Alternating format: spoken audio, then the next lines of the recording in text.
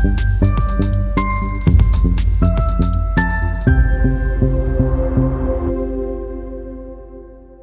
friends, we're starting today a brand new series called Inside Out. Inside Out. Enige een van julle die fliek gekyk Inside Out? Ja, is 'n klomp handjies. Veral as jy klein kindertjies het, Inside Out. It's a story about an 11-year-old daughter called Riley. And she goes through different things in her life. And then the emotions that's in her head, and you can see all the emotions there at the top. This is this little daughter. She then discovers all these different emotions in her life. En ons gaan die volgende paar weke gaan ons na 'n paar emosies kyk. En wat is emosies en hoe moet ons dit as Christene hanteer? What do you do with your emotions? How do you handle emotions? And emotions that can go up and down. And many people think emotions are just wrong. No, emotions are indicators. Dit is die flikkerliggie wat aangaan op jou dashboard. Hy sê vir jou iets, hy vertel vir jou iets. We have good emotions, we have bad emotions. And we have emotions that can be negative, emotions that can be positive. So what do we do with emotions? We're going to look at joy, apathy, anxiety. Then we're going to take a quick break in September month. And then we're starting again in October. Look at anger, gratitude, and sadness. And what do we envision for our church through this whole series? We envision a church of emotionally healthy disciples who bring every emotion into God's presence, who grow in Christ-like character, and help others follow Jesus with the authenticity and hope and faith. That's just what we envision for what's going to happen in the next couple of weeks. En wat ons gaan doen is ons gaan die hele tyd na psalms kyk. Ons gaan deur die psalms reis. Om vanuit die skrif uit te hoor, maar hoe doen ons die emosies en hoe werk ons daarmee? So vandag gaan alles oor vreugde. Nou ek gedink, al wat ek vandag moes doen, ek moet net vir Danica op die verhoog hê. Vir die van julle wat vir Danica ken, daar is Danica, okay? En net vir Danica hierso, sy doen 'n paar danspassies, sy is dit haarself en ons is klaar gepreek. Maar toe dink ek ook aan 'n liedjie. Aan 'n liedjie, ja, soos hierdie ene.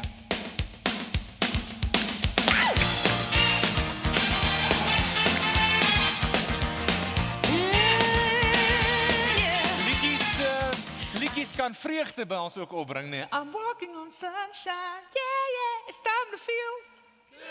Ja, jy sien. Dis wat vreugde doen, nee. Ons is almal sommer bly as ons is by die kerk, nee.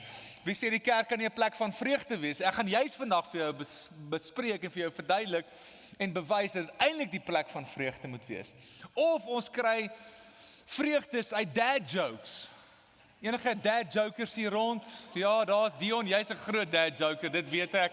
Dink Borkel, jy's van nature, Henry, jy's ook ene. Okay, hier's vir julle 'n dad joke. What do you call a moose without a name? Anonymous. Okay, daar's hy. Anonymous. Vreugde, ons het almal vreugde in ons lewens, hopelik, of nou sulke oomblik of ander oomblikke is. Maar vir baie van ons lyk ons vreugde, ons joy meters amper soos die stock exchange. Hy gaan so op en hy gaan so af en hy gaan so op en hy gaan so af. En afhangende wat in jou lewe gebeur, gaan emosies op en af. Party mense soos Danica se harte op die hele tyd daar op 100%, okay? But we all have emotions, we all have it. And I want to take you today to Psalm 16 to ask the question, what does God say about joy? So jy kan jou Bybel uithaal na Psalm 16 toe saam met blaai, of kyk saam op die skerm, of op jou iPhone, of jou watter foon jy ook al het, en dan gaan ons bietjie kyk. En na dit. Psalm 16 vers 1 tot 11 sê, Preserve me, O God, for in you I take refuge. I say to the Lord, you are my Lord, and I have no good apart from you. As for the saints in the land, they are the excellent ones, in whom is all my delight. The sorrows of those who run after another God shall multiply. They drink offerings of blood. I will not pour out or take their names on my lips. The Lord is my chosen portion and my cup. You hold my lot. The lines have fallen for me in pleasant places. Indeed, I have a beautiful inheritance. I bless the Lord who counsels me. In the night also my heart instructs me. I've set the Lord always before me. Because he's at my right hand, I shall not be shaken. Therefore my heart is glad and my whole being rejoices. My flesh also dwells secure, for you will not abandon my soul to Sheol, that's Hades, that is hell, or let your Holy One see corruption. You make known to me the path of life. In your presence there is fullness of joy. At your right hand are pleasures forevermore. Father, would you bless your word? Would you bless the preaching of your word? Would you take control and say what you want to say this morning in Jesus' name? Amen. Amen. What would make you feel secure? Wat sal maak dat jy seker sal voel, secure sal voel? Of waar jy sal sê, nou is ek okay. Is dit genoeg geld? Is dit 'n gelukkige huwelik? Is dit job satisfaction of job security? Wanneer dit goed gaan met jou kinders, wanneer jou gesondheid goed is, wanneer jy uiteindelik 'n huis het, uiteindelik 'n man het, uiteindelik 'n graad het, of as jy net weer die toekoms gaan goed uitwerk, wat sal vir jou laat sê ek is okay? Of dalk 'n dieper vraag, wat sal vir jou laat sê en vir my laat sê ek sê net okay nie, maar ek's actually happy. Ek het actually vreugde. As ek dit het of daai bereik het, sal ek okay wees and I will be finally happy, excuse. Psalm 16 sê nie wat het ons nie, maar hy sê eintlik wat is ons porsie? Wat is ons erfdeel? Because the thing that you believe you must possess in order to be secure may already have become the thing that you worship. What we think will bring security to us, we think actually is that thing that will make us happy and fulfill us. But David gives a radically different answer. He says, you, Lord, are my chosen portion. Ons gaan 'n bietjie kyk na wat bedoel hy met as hy sê, is my porsie. In Afrikaans praat ons van 'n erfdeel of van 'n porsie. Ekskuus, dankie my lief. Of van 'n porsie. Maar Dawid sê nie net dat God gee my goeie dinge nie. Dawid sê eintlik God is my goeie ding. God is my good. If God himself is your good, then your joy no longer has to rise and fall like the stock exchange with everything else in your life. If God is your good, your joy doesn't need to fluctuate the whole time. Dink gou vir 'n oombliekie aan Galasiërs. Galasiërs 6 praat van die vrug van die Gees. Dankie Shane, jy het nou ons so mooi gelei in 'n gebed waar ons eintlik wil seker maak dat almal wat hierso sit is wedergebore kinders van die Here. As jy wedergebore is, beteken die Gees woon dan binne in jou. As die Gees binne in jou woon, is die vrug van die Gees in jou. Wat is die tweede? Daar's nie vrugte nie, dis een vrug. Maar kom ons sê die komponent. Wat is die tweede komponent? It is love, joy, peace, kindness, etc., self-control.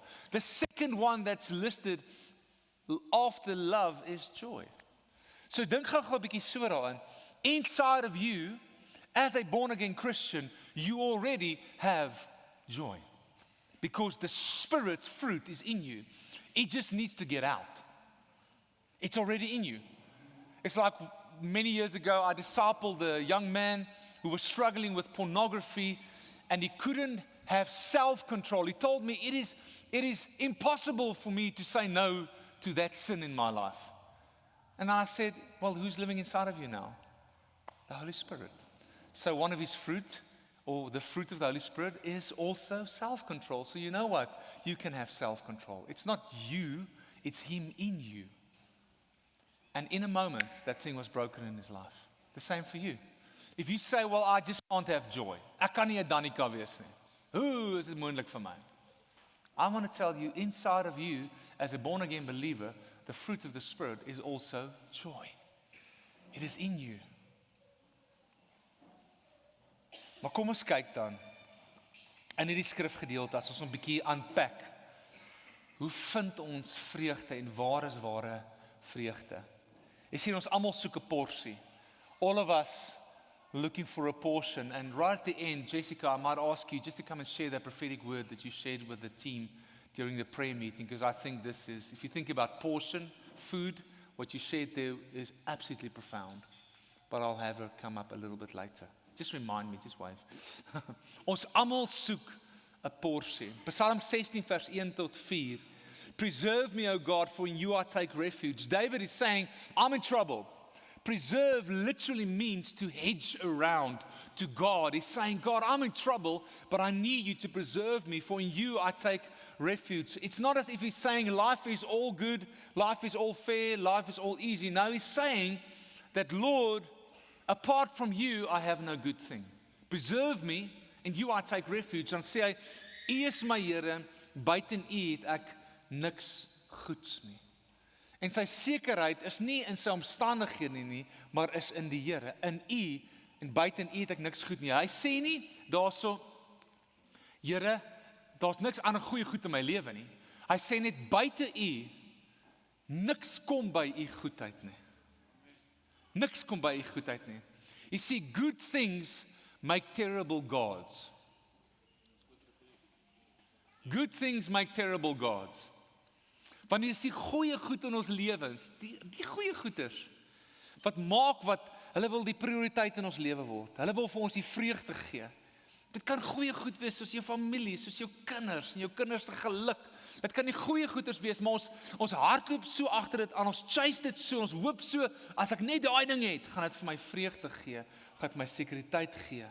Maar Dawid sê, nee, sy sekerheid is in God gewortel. Apart from you, I have no good thing. You are the ultimate good.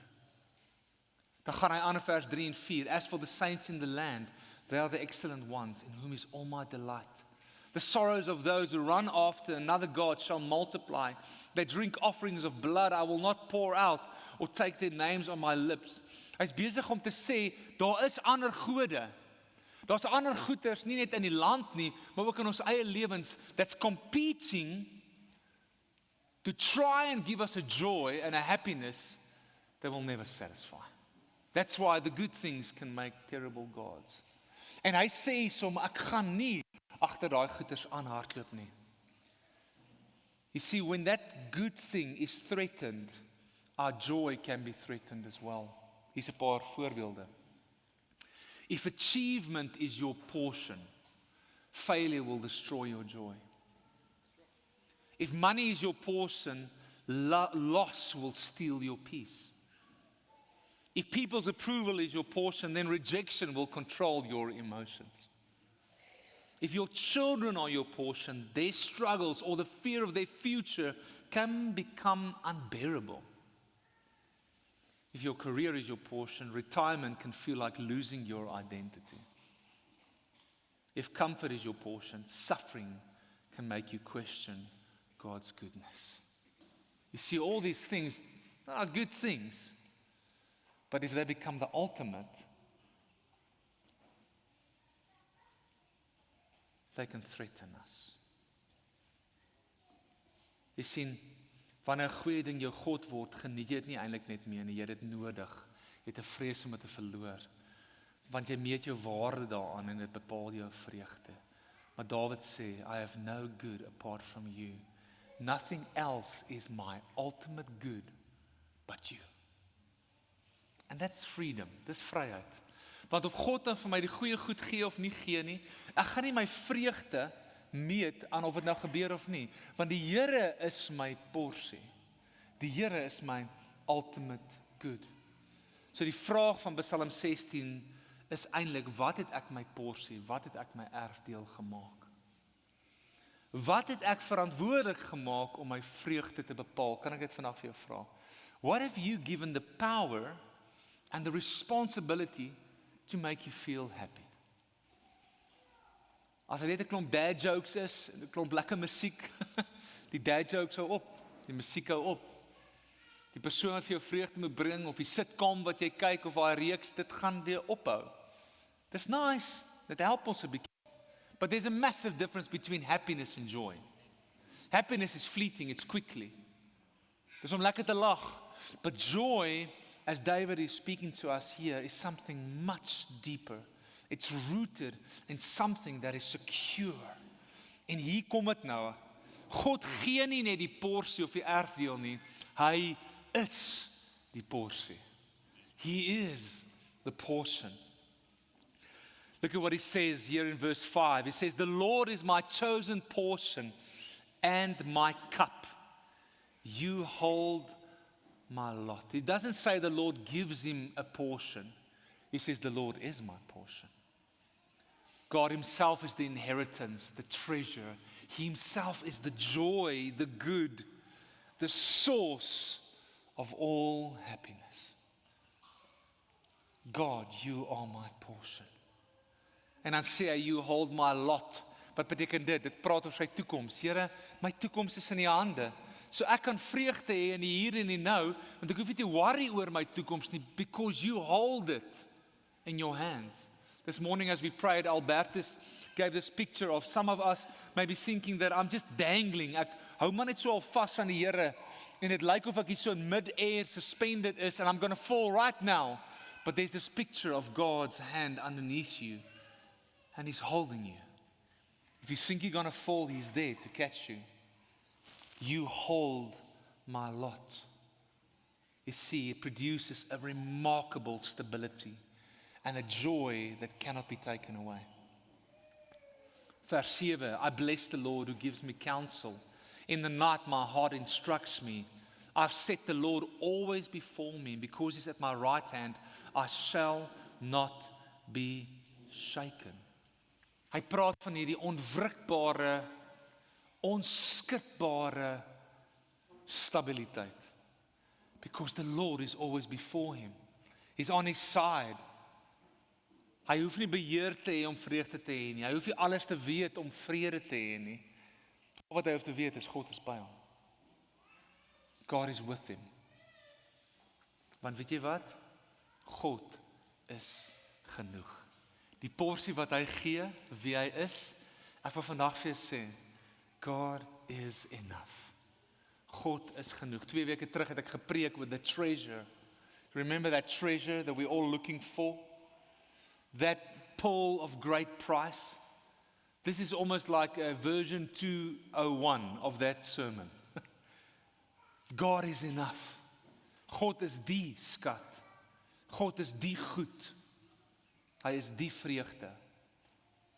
Dis hoekom Dawid sê nie, I will not be shaken because I'm strong. No, he says, because God is at my right hand, I shall not be shaken. It's not a self-confidence, it is a God confidence. Christian maturity isn't, oh, I won't ever be shaken. It's not a storm-free life, it's a storm-proof life. Where you know that whatever happens, yes, I will be shaken. Hier sit my 2 jong vriende hierdie week, hulle was in 'n motorongeluk. Die feit dat hulle hier so sit, is 'n absolute wonderwerk. Nee, Lloyd, Nathan, absolute wonderwerk. Bakkie heeltemal afgeskryf op die N1. They were shaken. Maar so cool, hulle was die naweek by die Victory training. Hulle beam.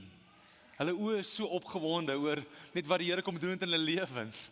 Yes, we are shaken. Joy isn't pretending everything is fine and we're not shaken. No, joy is saying, whatever happens, God is still mine and God is with me. Kan ek daarop 'n amen hê? God is with me. Selfs al gaan ek deur 'n ongeluk. Selfs het ek my lewe amper verloor. God is with me. I will not be shaken. Jy sien, baie van ons mag dalk vra, Here, gee my hierdie ding. Here, gee my hierdie deurbraak, hierdie gawe, sodat ek uiteindelik my vrede kan vind. Dat ek uiteindelik my geluk kan vind. Maar miskien nooi Psalm 16 ons om iets anders te bid. Here, of U dit nou vir my gee of nie, gee my U self.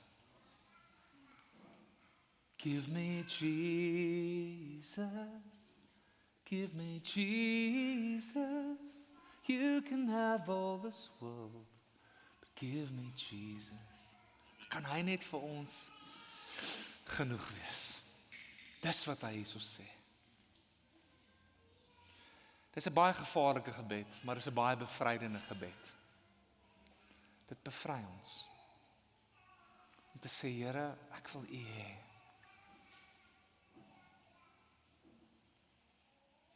Want jy sien, as ons hierdie bid, dan hoef die gawe of die ding wat hy vir jou gee, of daai ding wat ons soek, nie meer die gewig te dra om die God in jou lewe te wees nie.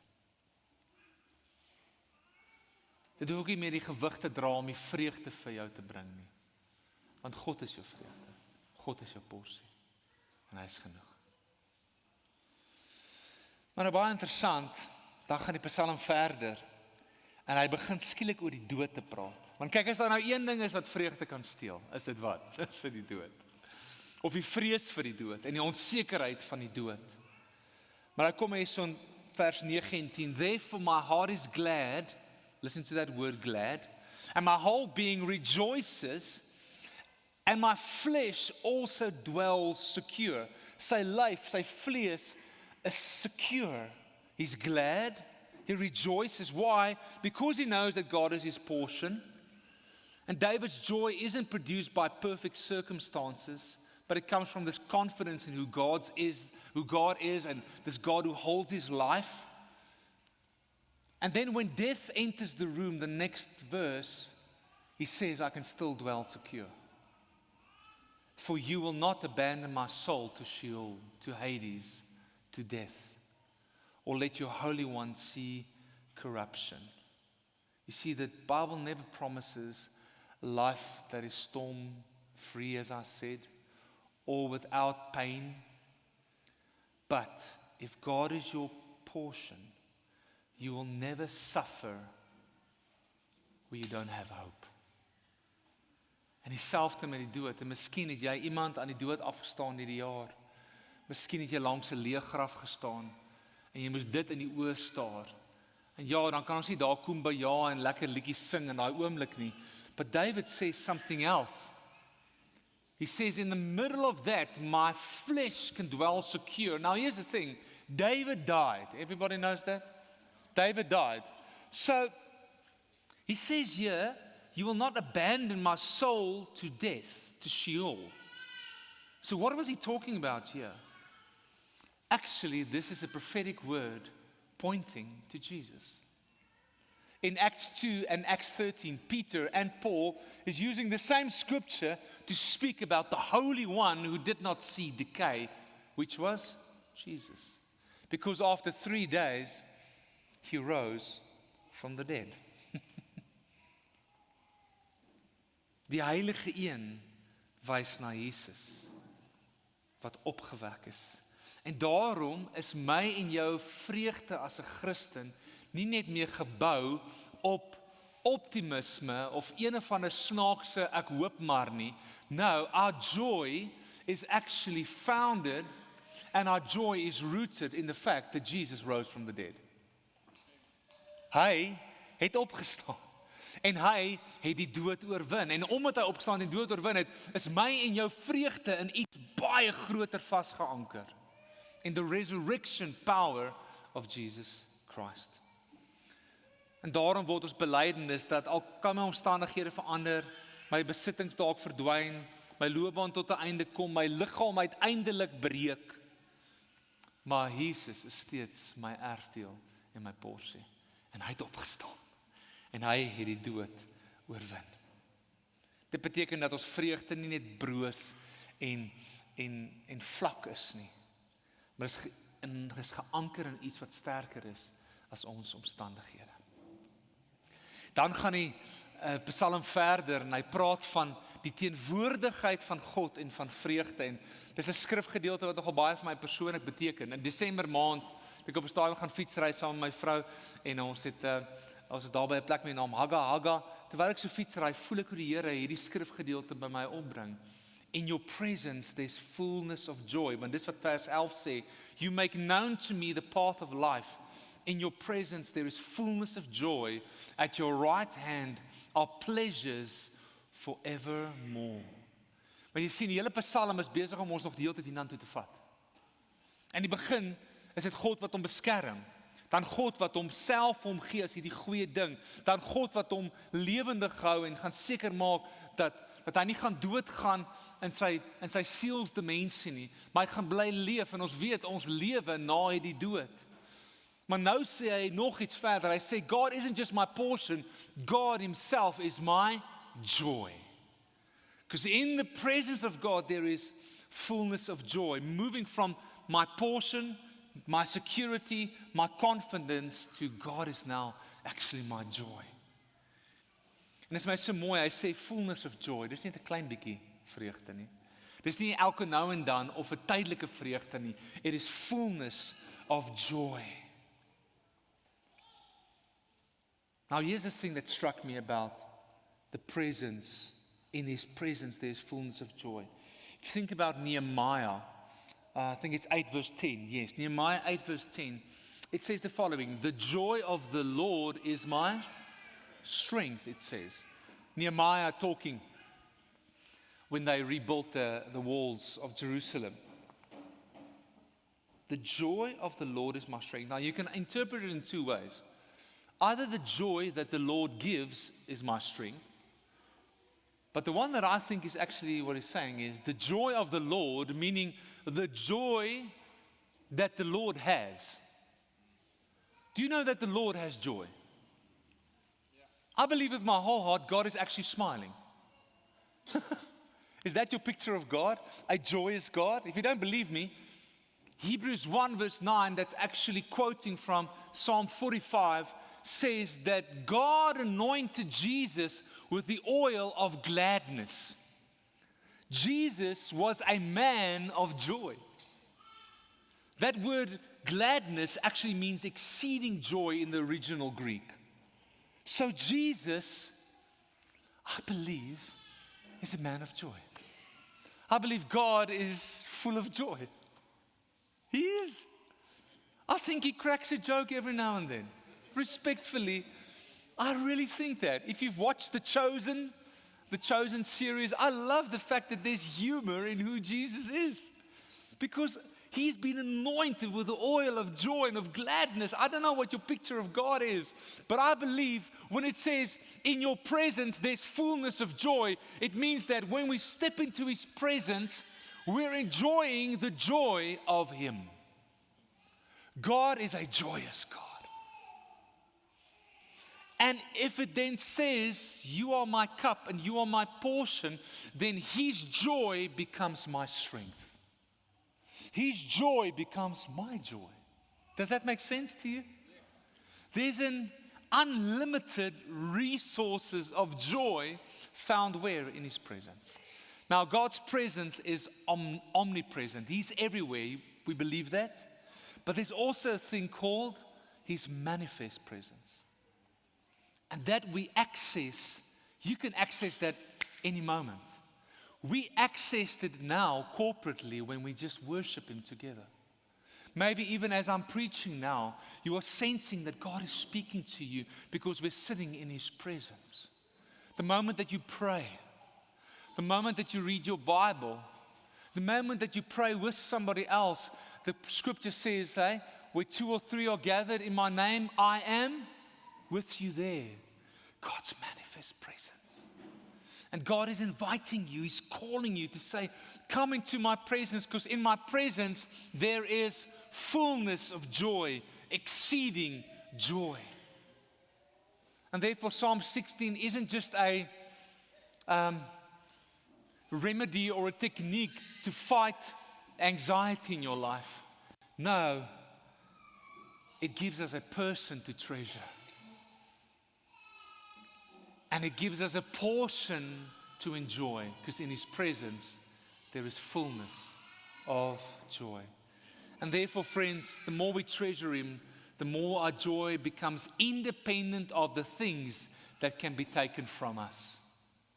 Then it's not like the stock exchange. Dis nie op en af en op en af nie. Jy kan 'n vreugde hê wat hou. 'n Vreugde wat stabiel is. In His presence there is fullness of joy. So Christianity isn't God give me enough things so that I can be happy. It is saying, God, you are my good. You are my joy. You are my happy. You are my portion. So miskien moet ons vandag antwoord op hierdie boodskap nie baie complicated nie, maar eintlik maar net sê, Here, wat is daar wat ek in my lewe bo U kom stel het wat ek dink vir my vreugde moet gee? Of dit wat ek voel my secure moet laat voel, of significant laat voel, of wat vir my hierdie joy moet gee. En kan ek hierdie goeders geniet in my lewe sonder om dit my ultimate good te maak, my ultimate fulfillment te maak? Hoe kan ons saam met Dawid sê, you are my chosen portion. And when I have you, I have enough. When I have you, and in your presence, there's fullness of joy and pleasures forevermore. So dalk is die gebed net vandag, Lord, give me more of yourself. Here, ek wil U meer ken, ek wil U dieper ken, ek wil U persoonlik ken, en ek wil daai deel van U leer ken, wat actually joyful is. Because then the joy of the Lord becomes my strength.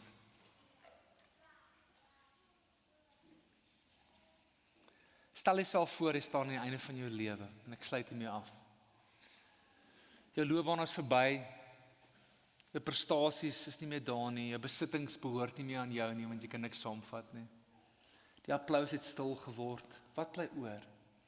Die een ou sal sê, wel ek het alles verloor, maar die Christen sal sê, ek het my porsie, ek het Christus, en dis genoeg. Want jy sien, jou erfdeel was nooit jou loopbaan nie, dit was nie jou huis nie, dit was nie jou geld nie, dit was nie jou kinders nie, dit was nie eens jou geluk nie, jou porsie, en jou erfdeel was Christus, en omdat hy opgestaan het, lei die pad van die lewe ergens heen, dit lei na die teenwoordigheid van God, en in sy teenwoordigheid, is daar voluit vreugde. Kom ons bid vandag, Here, gee my meer van U. This joyful God that is singing over me, that is laughing, and may your joy become my strength, stable, secure, that I don't even have to fear death, because you overcame death. Kom ons vind ons vreugde in Hom, kom ons bid saam. Kom vat net so 'n oomblik en terwyl ons net vir 'n oomblik vir die Here vra, Here, wat is daar in ons lewens wat probeer om te kom steel van ons vreugde van U af, gaan ek vir Jessica vra om net, terwyl ons in hierdie oomblik so met oë toe sit, net hierdie woord te kom deel, wat hulle vanoggend beleef het in die gebed voor die tyd, en dan gaan ons daarop antwoord. Yeah, the Lord actually woke me up this morning with this picture of the table prepared for us as believers. It says in Psalm 23, He prepares a table for us in the presence of our enemies. And if you can just close your eyes and just imagine this table that has been prepared, this feast table, and in front of each and every one of us is this plate of a feast, your portion.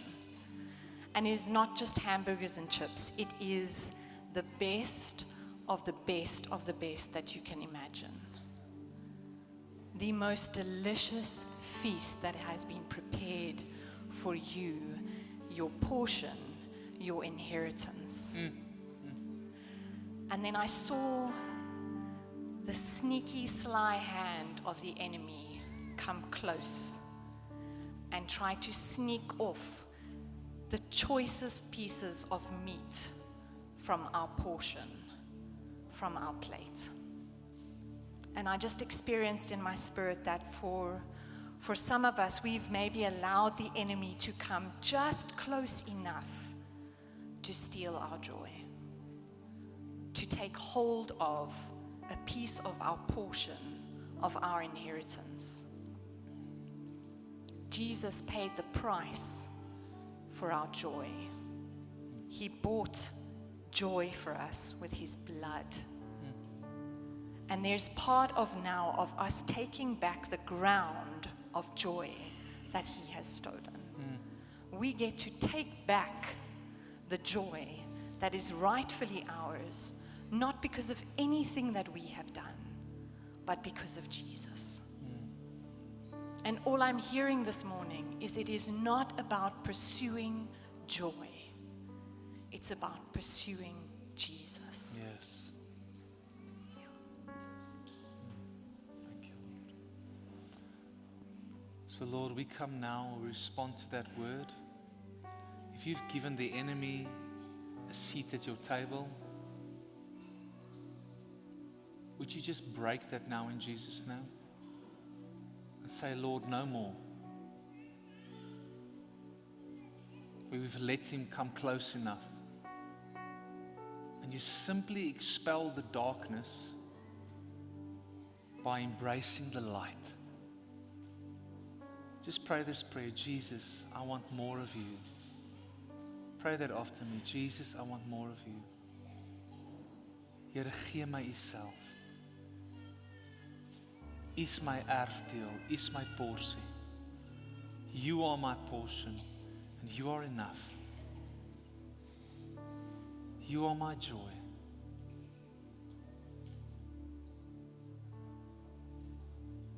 In your presence, there's fullness of joy and pleasures forevermore. Thank you, Here. Just be a moment in his presence. Maybe even see the Father's laughter and his joy over you. Allow him to embrace you in this moment. Maybe he's saying to you, well done, good and faithful servant. I'm proud of you. Maybe he's just holding you in this moment.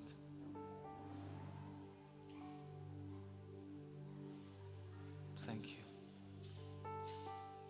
Thank you, Father.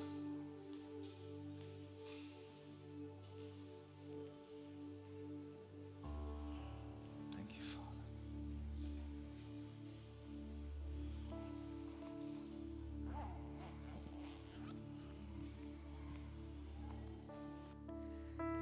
Thank you, Retief. That was just such an encouraging word. And Lord, we submit ourselves under you, knowing that you give us the full portion. And so may we go into this week with the joy of the Lord in our hearts, in our minds, and just ready to share that good news, that joy with those who do not yet have it. But before